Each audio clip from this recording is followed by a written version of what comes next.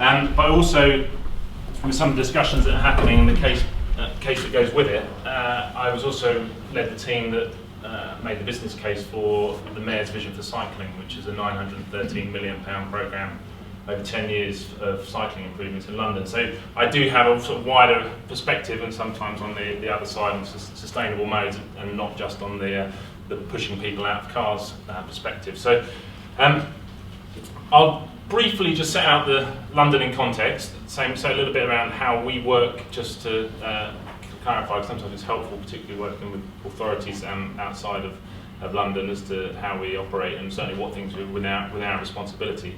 This provided the congestion charging context and background. I don't go into the low emission zone, but obviously it's another charging part of London which we look for, particularly tackling the most polluting heavy vehicles, and time for discussion at the end. So just in context, 8.6 million residents currently in London, the largest since it's now grown to the largest since London's been in existence. Pre-war, 1939 was the last time that London had 8.6 million, and it's growing at around 60 to 100,000 residents a year. So we've got a lot of challenges. We have around 26 million journeys a day. The congestion charge, which you can just see, is the sort of hatched area in the centre. So it actually only covers just over 1% of the city, but it is definitely the business and heart of government, media and banking. It doesn't touch obviously anywhere near to the Isle of Dogs and Canary Wharf, which is sort of the other big commerce centre. But yeah, definitely it's the place where there's been a lot of changes over the last 15 years or so since TFL's been in existence. And I'll follow up on some of the points Steve Gooding raised earlier around some of the facts around actually how much revenue we raise and how it gets spent, what surplus there is as well. So if there are any questions on that, I'm happy to cover. I'll just skip over that. Basically, there's a lot of businesses and people in London. But one of the things, and it's come up repeatedly, around the difference between Cambridge and London is actually around the number of people who can commute in on radial routes. We have very few cross-city routes. So obviously the north-south route on what was Thameslink, but still called sort of Thameslink corridor, running over Blackfriars Bridge. That's the only sort of north-south, that strategic route to the centre. And obviously Crossrail is being built from west to east, which will add about 10% to the rail capacity of London. So just one rail line, but at £16 billion, it's not something you can invest in every year. But around 3/4 of rail journeys start or end in London. Around half of all the bus journeys in England and Wales take place in London. So in terms of, we have a lot of transport, bringing people and moving people around the centre by public transport. We've got a lot of increase in population forecast, and that currently in our trends we're expecting around a 70% increase in public transport capacity to deal with that challenge. I'll briefly just mention this only because it's important to know that when we work on the transport side, we are closely working with the Greater London Authority, and the London Plan is the spatial development plan for London, and that sets out where we're looking for growth across the city, looking at use of brownfield land, looking at intensification areas, and it really sets the focus of where our investment is either going to be or where it's needed, so unlocking growth. Like for instance the £1 billion extension of the Northern Line extension to Battersea is unlocking the largest area of sort of derelict land from the centre of London, which up and for the last 40 years hasn't really had anyone be able to take it on board. But the guarantee of getting that investment of transport has meant that, and it's already changing rapidly before the lines already arrive, with offices and accommodation being built. And alongside that, there's also the skills and the economic development strategy that also goes with it. So we work very closely with the Greater London Authority, and although there's only been 2 transport strategies, the first one under Ken Livingstone, the second one when Boris Johnson came in as mayor, the London Plan is constantly updated to reflect the development and local planning policies.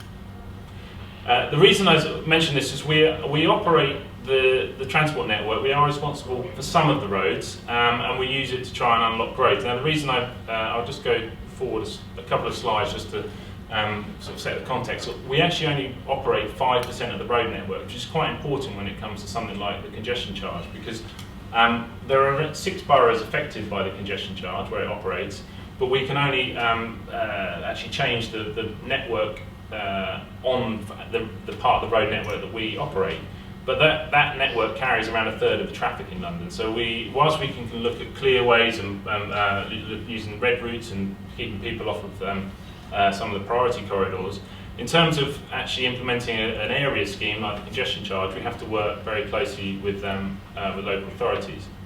And I think one of the points that was raised earlier, and I think the issue around business and their support or opposition to this, is that we already know that congestion in London costs around £4 billion of lost productivity to businesses operating there. And we know that the congestion is due to increase, particularly in outer London, but the amount of traffic in central London has been maintained steadily over time. And I'll explain a bit around from where Steve Gooding was talking earlier around the amount of money that came through with that. Just to go back a slide, just in terms of our mode share, around a third of journeys are made by car. Bus is by far the biggest people mover by public transport modes, but walking is actually, and particularly in sort of central areas and town centres, is where they have the most end-to-end journeys are made by walking. Underground and rail, it's around about 3 to 4 million journeys a year. Cycling, 2% mode share across London, but certainly around central areas, and some modes, some boroughs have sort of 10 to 15 to 20% mode share by cycling for journeys to work around the central area. So the congestion charge, it's worth just sort of going back just briefly where it came from. I mean, the general case was made by government, and the congestion charge and research programme was undertaken in 1995, saying that the general case for it, and much of which you'd already be familiar with. And the legal powers were given to the Mayor in the GLA Act in 1999 and to other local authorities, but the Mayor, as most people will know, and we'll go on to how he did it, but there was a road charging options for London report, the Road Cog report, which looked at a specific scheme. It compared other options around workplace parking levies and other cordon-based schemes and tolling schemes, and said that having a £5 daily charge using the vehicle registration could have a significant impact on traffic conditions. And the Mayor, who came in off of the back of that, was Ken Livingstone, who was elected on a manifesto saying he was going to do this. And I think when it comes back to the hearts and minds approach that was mentioned earlier, having a commitment from a politician that this was not going to be possible in 5 years' time, that will be done within the next, within his first term in office, was critical for making this happen. And that goes on to why the scheme became so expensive when it was developed. So, firstly, the Mayor came in and published a transport strategy saying how this would be one element of a broader package of options. And that was used to develop the scheme order, which basically is the legal definition of how it would operate. We had lots of extensive consultation, refined and developed the scheme order around the times of operation, the charging, which vehicles were exempt, which ones could have a reduction in charge. And that was used to set out the framework for developing the back office and technical function. But the critical thing of all schemes, particularly something that's technology based, and even the example we just had around having a sort of gating or something outside of a city, is that it works on day one and people can recognise it and see that. So there's a lot of investment on the planning and organising just to make sure that the scheme would run first day. So lots of went out for procurement, the technical specification, and we appointed a primary service provider to test and run the scheme on our behalf. Now, as I've just explained, a lot of the money that, or a lot of the work that went into this was to make sure it worked on first day, and around half of our revenue from the first year was spent just on operating the back office function. So it was a very expensive scheme. What went alongside that was also expensive is that overcoming the public concerns and fears around traffic chaos and the tubes won't cope was massive public information campaigns. And again, in the scale of our budget that we spend annually, it doesn't seem that much, but in the scale of how much smaller towns and cities spend, it seems a lot. But probably around about £5 million just on television advertising, radio campaigns, newspaper, billboards, everything, just to try and keep the awareness going well ahead of the scheme. And that's the same now if we change the low emission zone or any congestion charging scheme, where there's a lot of public information, not using television, which is obviously the most expensive part, but some sort of radio adverts for those drivers who are most likely to hear those campaigns. It was launched in February 2003, worked successfully from day one. In terms of how it worked, area charging, there's obviously lots of ways you could look at congestion charging around tolling or sort of gates that operating, but remote camera operation. Charges apply now Monday to Friday, 7 AM to 6 PM. Initially it was up until 6:30, and then that was changed in a subsequent consultation related to the impacts on businesses, particularly theatre and restaurants in central London, who said it was having an effect or could potentially have an effect, so it was changed.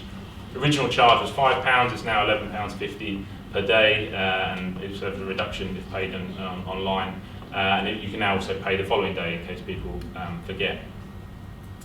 In terms of some of the exemptions, we still have around 30% of the traffic is from exempt vehicles, and that could either be from residents. They receive a 90% discount, so it's not free. It still does have an effect on how much they drive. Buses, coaches, there's exemptions and reductions for greener vehicles, and again I heard various discussions earlier around going for cleaner vehicles and autonomous vehicles and all of these things, but ultimately another vehicle on the road is another vehicle that's adding to congestion, so even if it's clean, it doesn't necessarily improve the problem you're trying to solve, but this was still one of the things that we took into account in terms of encouraging a change in the type of vehicle. It's fairly simple, camera enforcement, vehicle plate registration mark recording and looking at whether it's been paid or not. So I probably over-engineered the number of cameras that are available to try and prevent those that missed being captured. And then there's a PCN notice, and that goes out to any keeper of the vehicle. In terms of congestion, the number of vehicles entering went from around 185,000, and we did an extensive 8-year monitoring program, pre and post congestion charging. And we saw around about a 25 to 30% reduction in vehicles on day, well, basically in the first year. And that's continued over time, so now we've got about 43% reduction in vehicles. There was a small reduction in vans and lorries, and that was partly around operating behaviours changing, consolidation, increasing loads in vehicles, etc. And there was an increase in the non-charge paying vehicles, so buses, and I think this is, again, going back to the point earlier, you're penalising someone, and I think something Steve Gooding was saying was around the amount of investment didn't cover the cost of increased transport provision. But alongside it, the Mayor made it quite clear that when congestion charging was going in, he was massively investing in the bus network, and with the 30% increase in buses in central London at the time the congestion charge went in, and that's continued since. So I think it's, although the congestion charge doesn't pay for it, as said earlier, there's any surplus is invested into congestion charging. But, and this is the point which was covered earlier, that actually congestion, whilst it's reduced, did start to rise again, and we still now see congestion levels not that dissimilar to previously. The number of vehicles travelling into the zone has reduced significantly, which really prioritising those vehicles in there. The main reasons a reduction in effective capacity, things like the Trafalgar Square northern roundabout arm that was taken off and pedestrianised, made it a place of world interest rather than a sort of running the gauntlet to get into Trafalgar Square, which is what it was previously.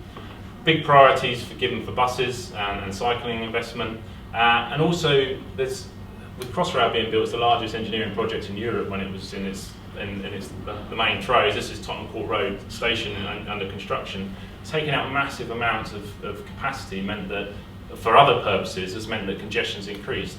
And the point about gating, we have an integrated traffic control centre, which currently, with the amount of work that's going into to look at increasing the amount of cycle networks and the superhighways running through central London, we can still manage the amount of traffic that comes in, filter it coming into central London to try and reduce the impacts on congestion.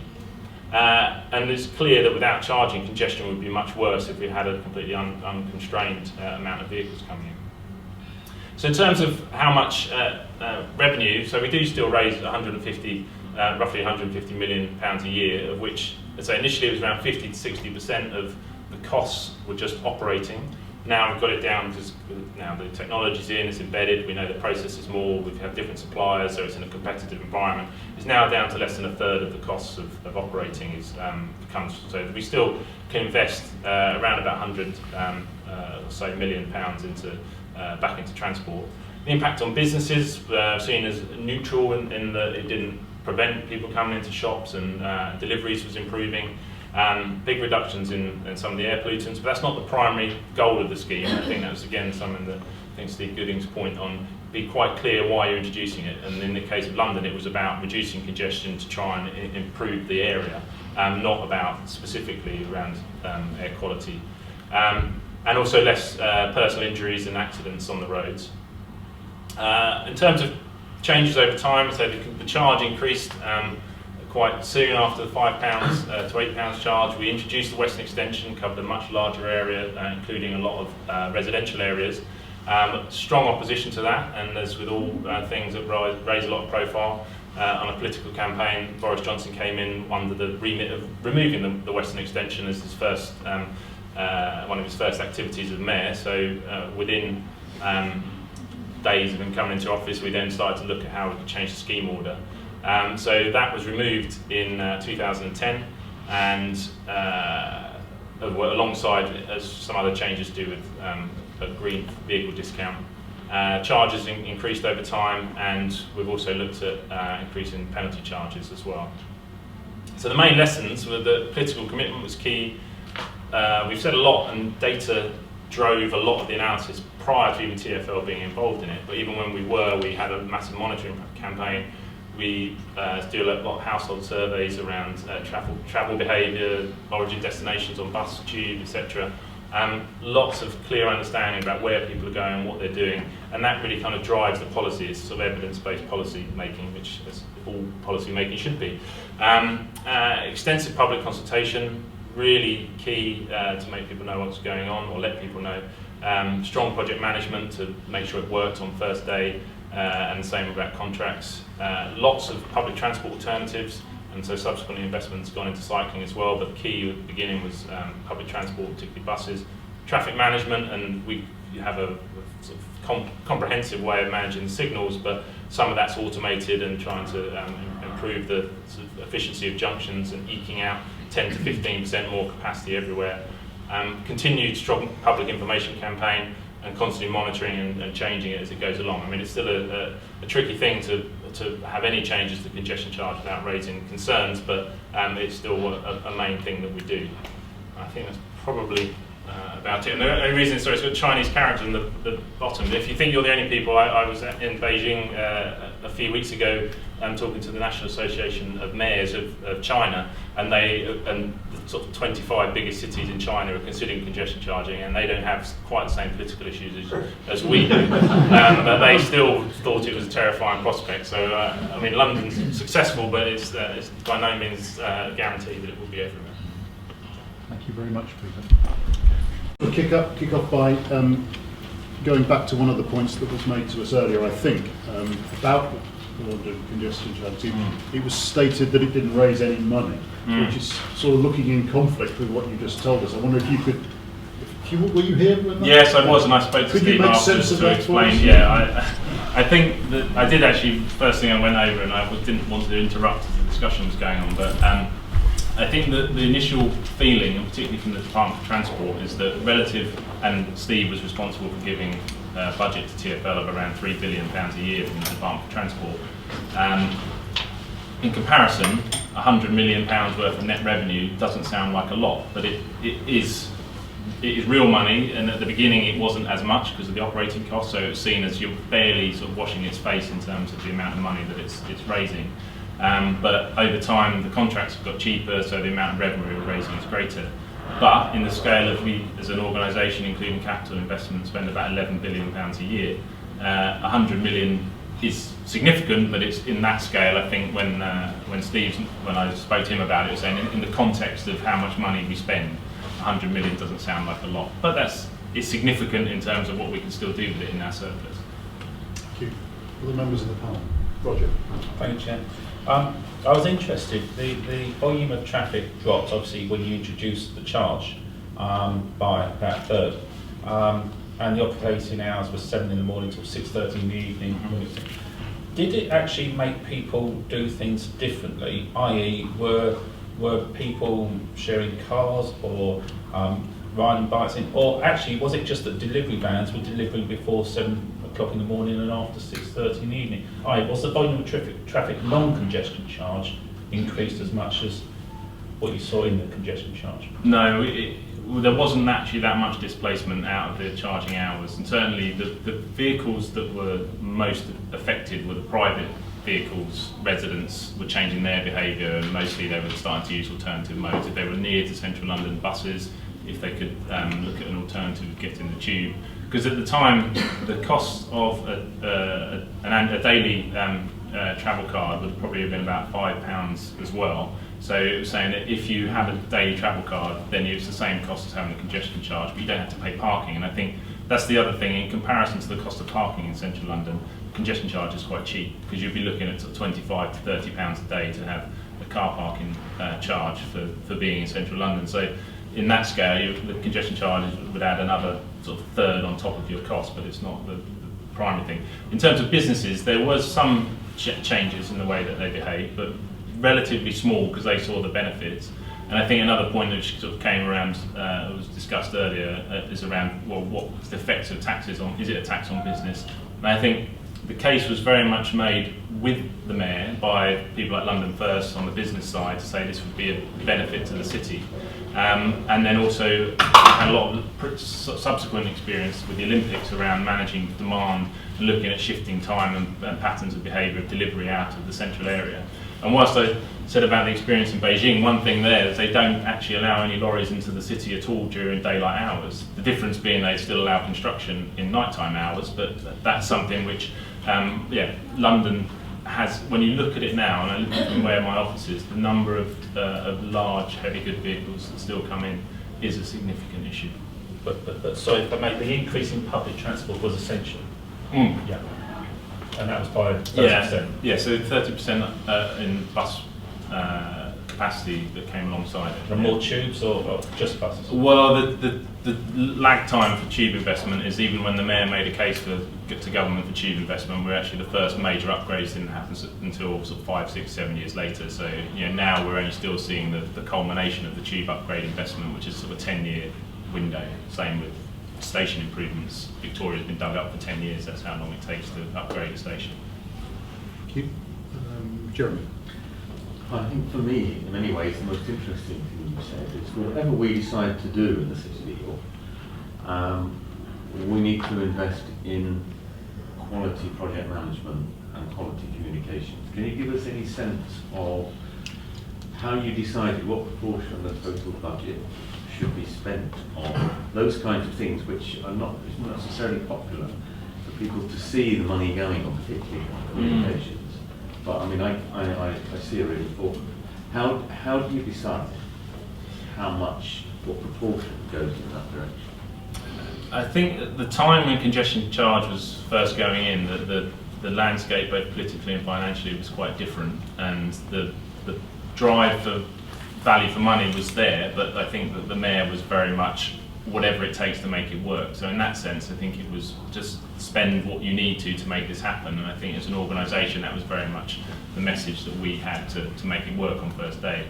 I think subsequently, consultations, the medium of being able to go online and have online questionnaires and information, rather than having to have detailed leaflets, we can just have cards to you can put hand through windows when people are in traffic, to giving leaflets out of the tube. Most of that has now gone online, so the costs have come down significantly. I think on the contract side, all of our procurement is, well, for some of that scale, ODU registered, so everyone would have to go through the best value to deliver what was required, and that's what we now do on all of our major projects. I think it's the case that, I think someone mentioned it earlier, that technology that could support congestion charging has developed quite fast, and the London scheme seems to be quite a sort of fixed and rigid sort of block of charge between certain hours. Has there been any thinking about sort of shading that against demand profiles, so that there can be lower charges at certain less congested times of day, and even higher charges at other times of day? Is that something that's entered into the thinking in London, even now that perhaps more recently that technology is more advanced? Yes, it has, and I think that we accept, and that the Mayor accepted when it first went in, it's very clunky. It's the thing that could go in and work. I think subsequently the cost of reinvestment in the technology to try and generate a new scheme, in effect, would be very significant in terms of capital investment, which is obviously a consideration. I think the one thing about London, and I think all cities probably find this to some degree, is that the pattern of congestion now means it's busy in the morning, it's busy all day, it's busy at night, and then it gets quiet again. And I think that London doesn't really see that much of a peak. It still sees quite a peak in terms of the public transport, but even then the interpeaks have come up to what would have been our peak, say 15, 20 years ago. The amount of demand across our service, which was part of the reason why looking at night tube and things to try and look into allowing people to move around different times, has changed so much. So I think whilst there might be some value in looking at sort of shading and sort of peak pricing and things, that ultimately it's congested from pretty much first thing. And in fact, if anything, it's the same as the comment made earlier, that the evening peak is often worse. And so now we see some parts of London Saturday and Sunday congestion, which aren't even, which wouldn't necessarily be in a congestion charging area, which isn't charged on the weekend. But some parts in the suburbs are as busy on Saturdays as they are during Monday to Friday. So it's a very simple area-based scheme. It's flat rate, it's simple, and that gives us exactly what it says on the tin, and it doesn't get too complicated. Questions? In which case, I'd just like to ask another one, if I may. The contrast between London and even some of those enormous Chinese cities you're talking about, and Cambridge, is sort of a lot of people quite a stark one in terms of size, scale, demographics, and so forth. Thinking particularly of that, is there anything that you would sort of say, hey, wait a minute, Cambridge, think about this, that, or the other, because of our different scale and different dynamics? I think, and I worked in Cambridge for a year and cycled from the station every day. I've found that there's a lot of acceptance that people move around the city by bike, and and in many places that's been facilitated by some investment that's happened. I think the congestion charge, or a congestion charge equivalent, is helpful if you make sure that everybody's charged, even if, say, the residents that get a discount in London, it's a charge. They have to consciously choose to pay it if they want to move around. So I think all people need to be affected, and that allowing for some of the other exemptions, disabled drivers, emergency vehicles, those sorts of things. I think that alongside it is investment in public transport that will be an attractive alternative. And I think some of those, I think some of the things we've even heard earlier about travel planning is that there are so many ways in which you can change people's behaviour just out of awareness. And I think the point around a cycle route that could be right near you that you're not aware of is quite a common thing. And in a city like London, you've got so many alternative routes, but yet they may want to be avoiding traffic or going avoiding busier routes. But I think there's, as much as you can have improved public transport, there's experiencing using sort of free travel for a month, or some means in which you can try and encourage people to at least experiment and try those different behaviours alongside, if you are considering to do something that would change the centre itself, is probably quite important. Sorry, Dave, I did forget. No, that's okay. I know it wasn't. I'm interested in particular with the congestion charge. In London, you have a transport infrastructure, you have the tubes, the railway, and buses. We're not so well served by buses. And could you give us some advice on how we might generate an increase in bus movements? It's certainly, I'm not involved in detailed bus network planning, but certainly that any new development that takes place, we'd look to get funding either through Section 106 or Community Infrastructure Levy funding from those developments to support the investment in the bus network. I think one of the points was raised in the first presentation from Stephen Joseph was around the design of new infrastructure or new developments, that you should be able to design in the possibility of having future bus infrastructure, even if the demand isn't there up front. But then also that the costs that come from that development should be able to be invested in a specific bus route. And developers and the people who move there know that the specific development unlocked a piece of transport infrastructure. And certainly, as an organisation, we are having to think very creatively now about how we fund future transport investment. In the case of for us, of the Northern Line extension, we're underwriting it by business rate retention and containing it within the city. We're making a big push to the Treasury around some of the devolved powers that the Mayor can have to retain cash from even things like stamp duty in the future, or from other improvements.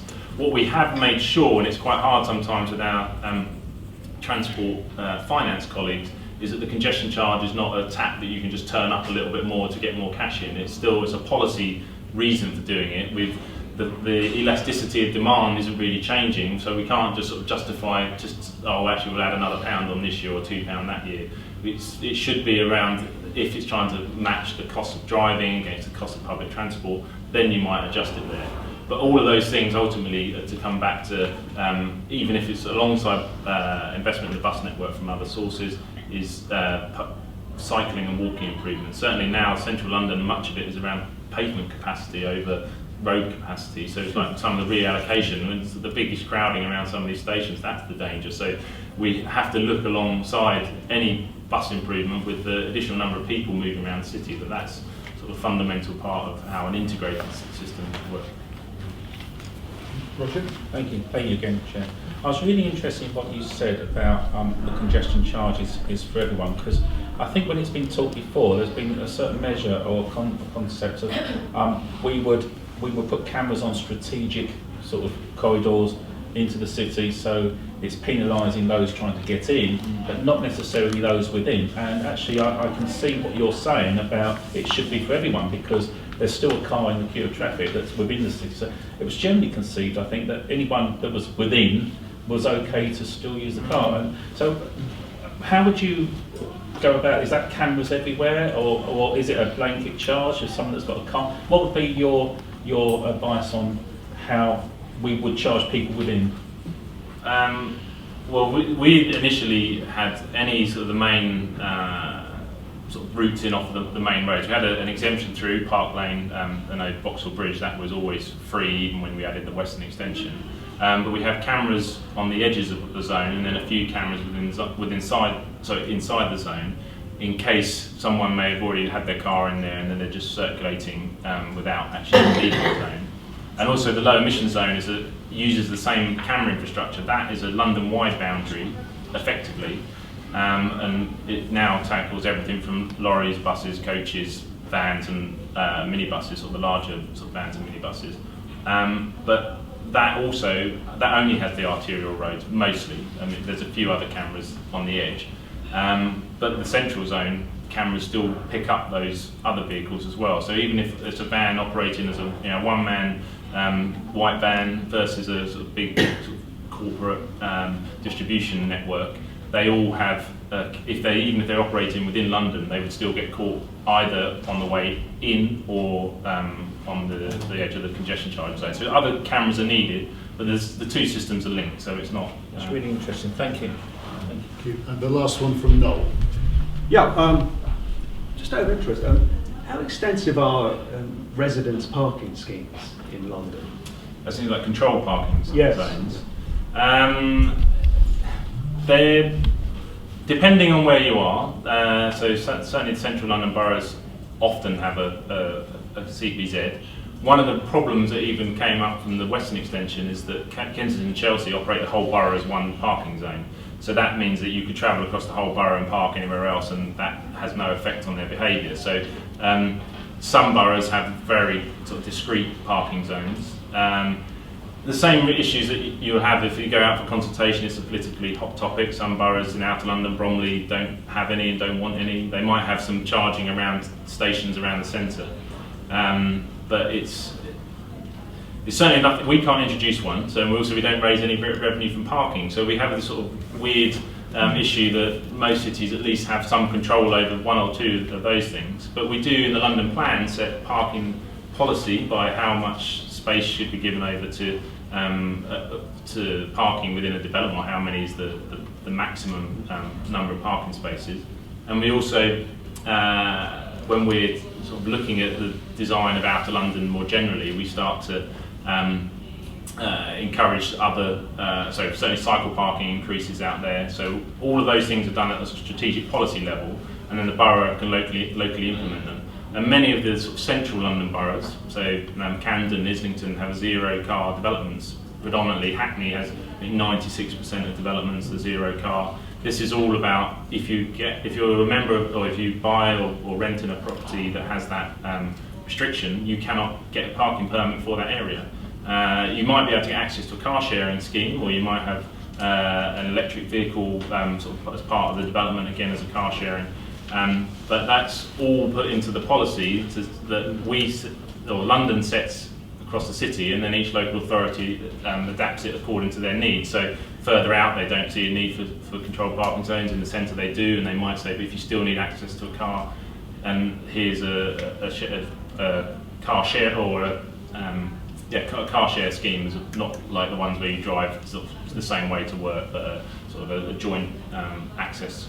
And that evidence shows that for every 20 people who sign up for a car sharing scheme in that sense within a development, that only leaves one car, so you lose 19 cars on the road for parking space. So there's a whole load of other things that go alongside development regulation and policy. Peter, with that, thank you very much indeed. Thank you very much for that very illuminating contribution. And that concludes the lineup of contributors for the whole of the morning. Thank all of those who remain very much for being amongst them. And to say that I've learned something during the morning would be a bit of an understatement, and I found it very, very provoking. I hope other members of the panel have too. We are the first of 3 sessions, the next of which is on Wednesday at 2 o'clock in Camborne in the South Cambridgeshire District Council offices. There is a lineup of speakers arranged there at 2 o'clock. Just to list the names: Guy Davis, Nicola Harrison, Jim Chisholm, Councillor Tom Bygott, Helen Higgs, Robert Sanson. I know some of them are in the room testing the turf out this morning. And of course the transport system gets tested because we hold each of these sessions in different places. That is the one on Wednesday. The third and final one is at the Meadows Community Centre on the edge of Cambridge at 9:30, and the lineup for that will be published, I'm sure, in good time. Thank everyone for coming along. Have a good day.